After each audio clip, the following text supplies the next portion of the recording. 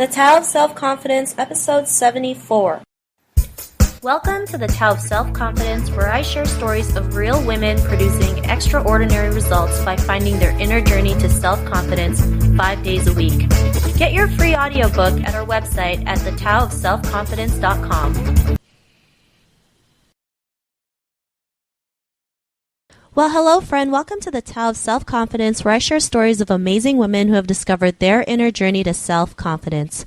I am your host today, Sheena Yap Chan, and today I have a special lady all the way from Singapore. So you can imagine the time difference, because right now I'm currently in Hawaii, and she's in Singapore, so the time difference is like almost 20 hours, I think, or even more. But, with the power of the internet, it's amazing what you can do. So, she is a marketing strategist, and she is based in Singapore, like I mentioned before. And without further ado, I'm going to introduce you to Esther Loke.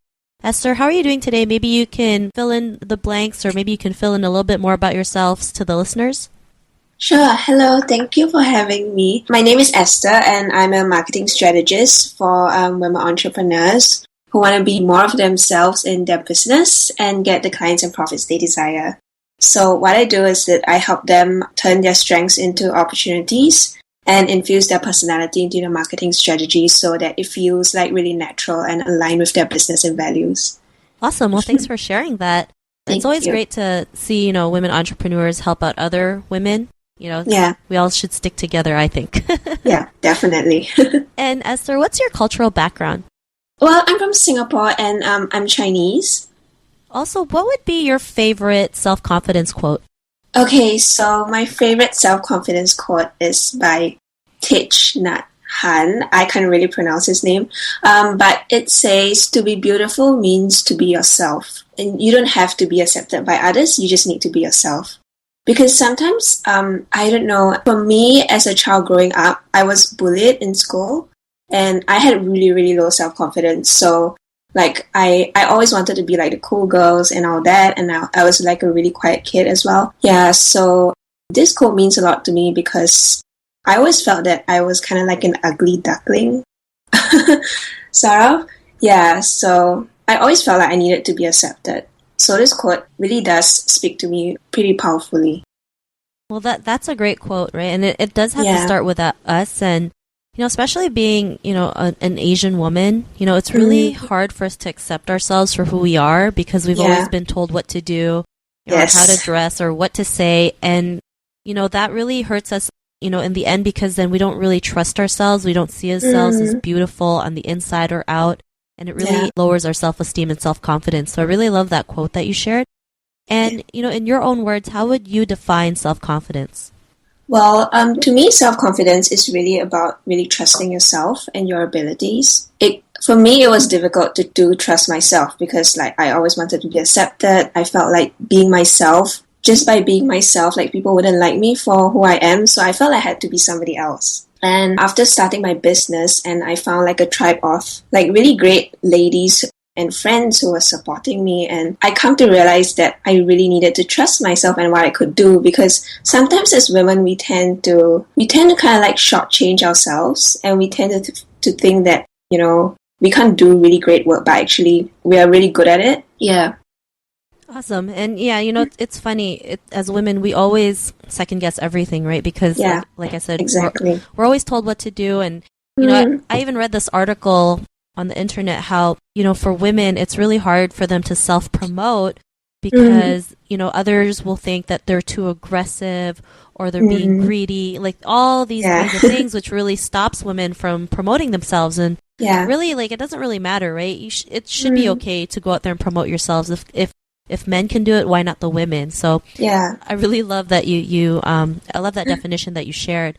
And, what was your life like before your discovery of self-confidence? I know you mentioned before you were bullied in school.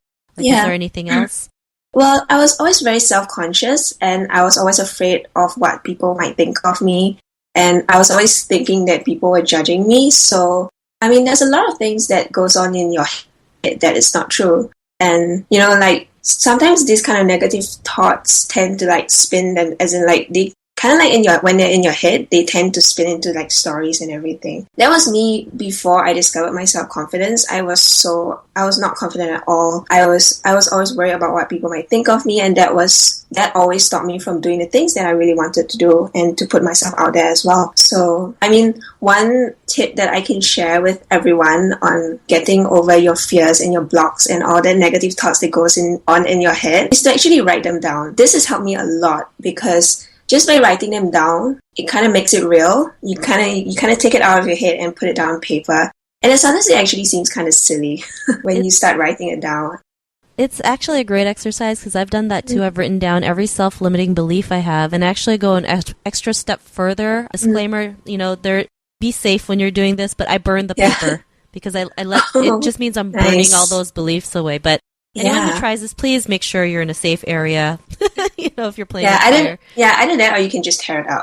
That something too. like that. That too. That's another option. That's a safer method. So what was like your aha moment when you realized, you didn't always have to impress other people, people love you just for who you are?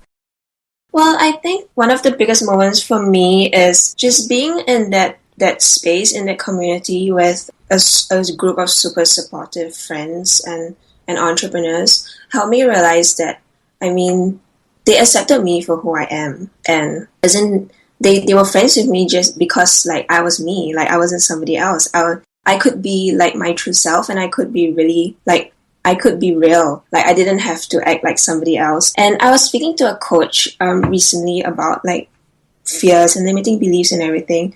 And she asked me this really powerful question, and she asked me, really, by whose standards was I judging myself? Because, like, I wouldn't know, like, I always thought that other people were judging me, but I wouldn't know that they were really judging me. Like, how would I know? As in, that was just an imagination of my own. So that was, like, the biggest aha moment for me.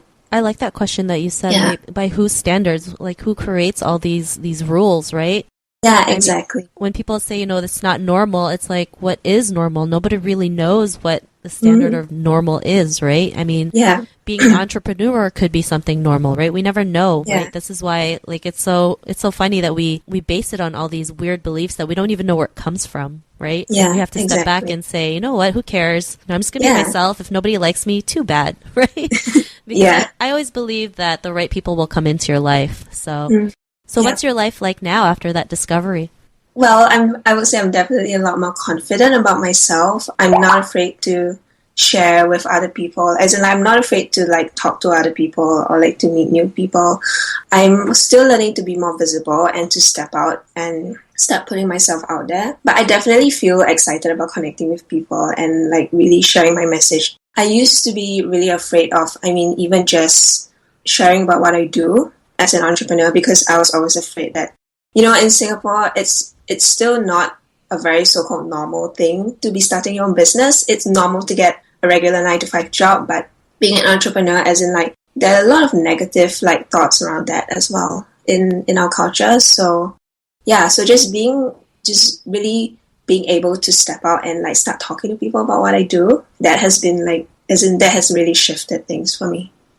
Awesome. And I don't think it's just in Singapore. I think in a lot of Asian countries, starting your own business as a woman is frowned upon, right? Because, we're just told to go to school, get married, have kids, and and just never rock the boat. Just take care of the kids, right? Take care of your in-laws.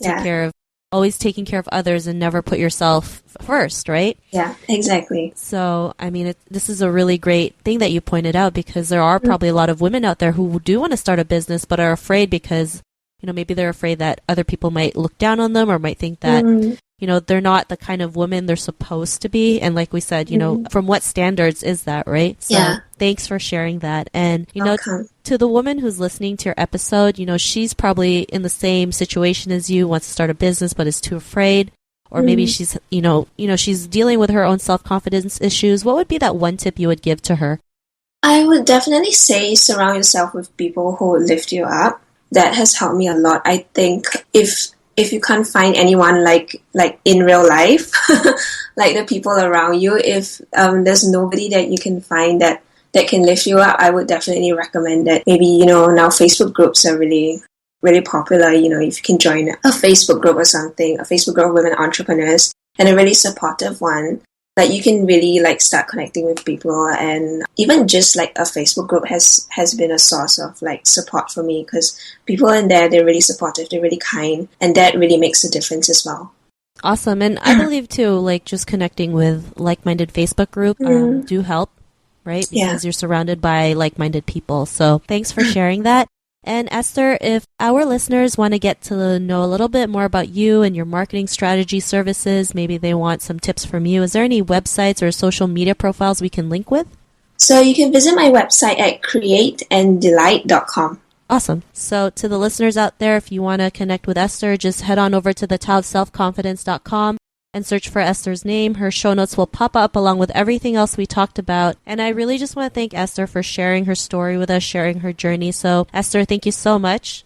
Thank you so much for having me. No problem. It was my pleasure. And to the listeners out there, be on the lookout for another amazing episode of another woman's journey to self-confidence. And we'll talk to you soon. Bye for now.